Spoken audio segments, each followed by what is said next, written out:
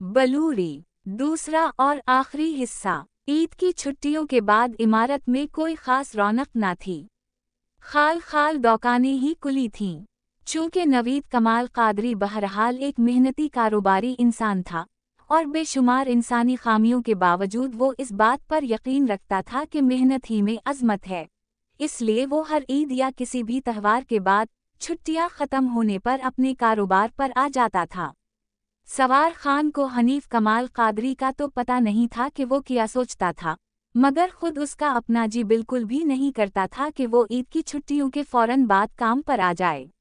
लेकिन वो अपने बाप के डर से नवीद कमाल कादरी के फ़ोन पर ना चाहते हुए भी काम पर चला आता था। छुट्टियों के बाद पहले दिन पूरी इमारत में एक अजीब बेरौनकी सी फैली रहती थी, बल्कि पूरी मार्केट में। यही वो दिन होता था जब लड़के अपनी अपनी दुकानों से निकलकर क्रिकेट का मैच जमाते थे। इस रोज़ दोपहर के बाद नवीद कमाल कादरी भी सवार खान पर अपना हाथ नरम कर दिया करता था। ये पहला दिन इस लिहाज से सवार खान के लिए एक अनोखी ईद से कम ना हुआ करता था। वो जी भर के क्रिकेट खेलता, बैटिंग करता और बॉलिंग करता। ये एक अजीब खामोश मेला सा बन जाता था, क्रिकेट का मेला। इमारत की आखिरी और तीसरी मंजिल ऐसे खामोश रहती थी जैसे वो इमारत का हिस्सा ही ना हो बल्कि नहूसत का कब्रिस्तान हो।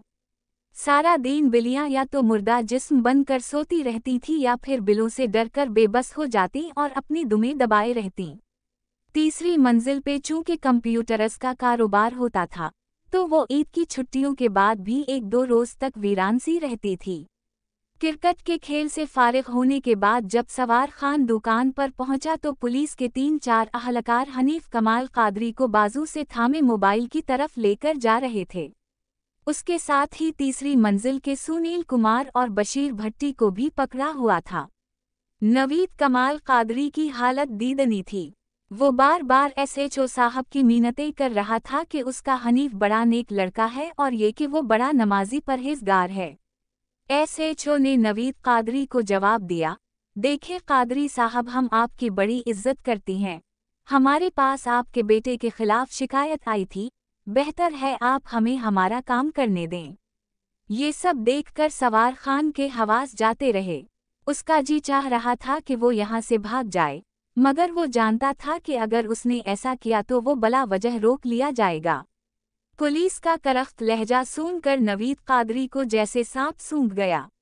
लड़के क्रिकेट के बीट और गेंदे पकड़े जुमा हो गए और चंद दूसरे अफराद भी खड़े हो गए। सवार खान बहादुर बिन के नवीद कमाल कादरी के पास दुकान में जा खड़ा हुआ।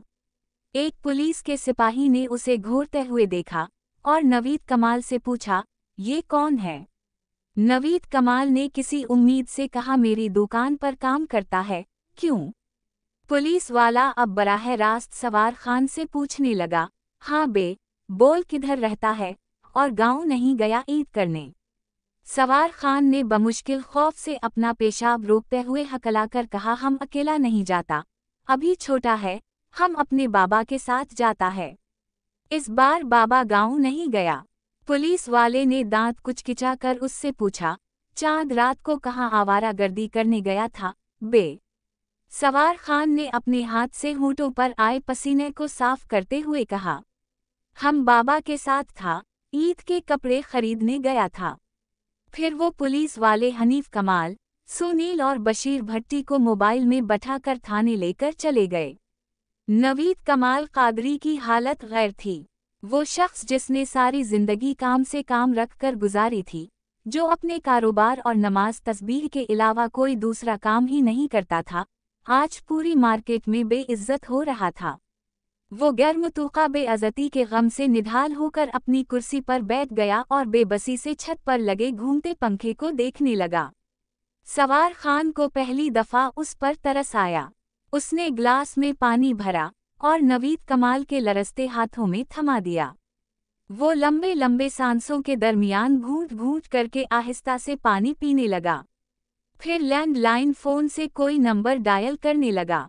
नंबर मिलने पर किसी वकील से बात की और पूछा कि क्या वो आज ऑफिस में होंगे। जी ठीक है, मैं आता हूँ ऐशा की नमाज के बाद। फिर वो सवार खान से मुखातिब हुआ, सवार खान, ये दुकान बंद कर दो और कल को टाइम पर आ जाना। वो ढलता हुआ शख्स उन देखे अंदेशों के बोझ तले से बमुश्किल उठा और शिकस्ता कदमों से दुकान से बाहर आकर खड़ा हो गया।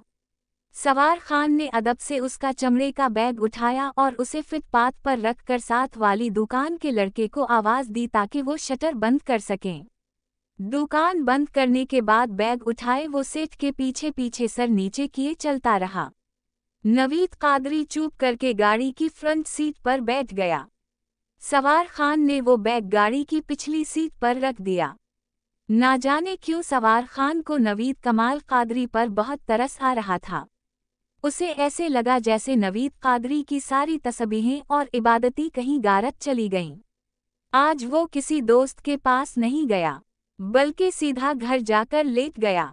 चारपाई पर लेटे लेटे वो सोच रहा था कि आखिर पुलिस हनीफ, सुनील और बशीर को क्यों पकड़कर ले गई। उसका ज़हन कुछ भी समझने से कासिर था।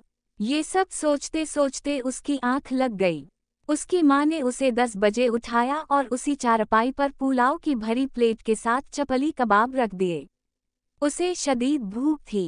वो बेताबी से भूख मिटाने लगा। अगले दिन वो 12 बजे ये फैसला नहीं कर पा रहा था कि वो दुकान पर जाए या ना जाए। उसका बाबा बादशाह खान रात की ड्यूटी के बाद बेसूध होकर सो रहा था। माँ छोटे भाई को गोद में लिए दूसरी चारपाई पर सुला रही थी। बाकी 2 छोटे भाई बाहर मोहल्ले में खेल रहे थे। वो बगैर नाश्ते किए ही दुकान की तरफ चल दिया। उसके जहन में पिछले दिन के गुजरे वाक़यात किसी फिल्म की तरह चल रहे थे। उसे बार बार नवीद कमाल कादरी का ख्याल आ रहा था, मगर जब जब वो हनीफ कादरी का सोचता तो उसे नफरत सी महसूस होती थी, जैसे वो अपने हवसनाक हाथ से बलूरी का हाथ शिकंजे की तरह दबा रहा हो। उसे सुनील के लचलचीले गुदगुदाए जिस्म से कराहत महसूस हो रही थी, जिसमें से बैक वक्त औरत और मर्द की नाजायज़ आमेज़िश की सरानद उठती रहती थी। वो जब भी बशीर भट्टी को सोचता तो उसे ऐसे लगता था जैसे वो उसे कच्चा खा जाएगा। उसे बशीर के भूखे चेहरे से नफरत थी। यही सब कुछ सोचते हुए जब वो दुकान के पास पहुंचा तो वहां लोगों का मजमा जुमा था। साथ पुलिस की मोबाइल खड़ी थी और एक एम्बुलेंस किया हुआ था। सवार खान लाआलम था। जब वो और करीब पहुंचा तो देखा वो फकीरनियां भी मौजूद हैं और धाड़े मार मार कर रो रही हैं। फिर उसने देखा ईदी के कारकुन मुंह पर मास्क लगाए इमारत से असटरीचर पर किसी की लाश पर सफ़ेद कपड़ा डाले नीचे सड़क पर खड़ी एम्बुलेंस की तरफ ला रहे हैं। एक शदीद बोका भभका सवार खान के दिमाग को शल कर गया और उसे यूं लगा जैसे ईद अलाज़ही के बाद वो किसी ऐसी सड़क से गुजर रहा है जहां म्यूनिसिपल कमेटी के कारकुन 3-4 दिन से ना आए हों। लाश रखने के बाद एम्बुलेंस और पुलिस मोबाइल वहां से रवाना हो गईं। मजमा भी छटने लगा। फुटपाथ पर फकीरनियां बैठी बैठी अभी तक बेबसी से रो रही थीं। सवार खान ने अचट्टी सी निगाह उन पर डाली तो उसने नोट किया कि उनमें आज बलूरी नहीं थी और उसे ऐसे लगा जैसे वो खारे पसीने से भीगे रेशमी वजूद से हमेशा के लिए महरूम हो गया हो। उसका जी चाहा कि वो भी ढाड़ी मार मार के फकीरनियों के साथ बैठकर रोए। इख्तिताम। अफसाना निगार अम्मारी असर।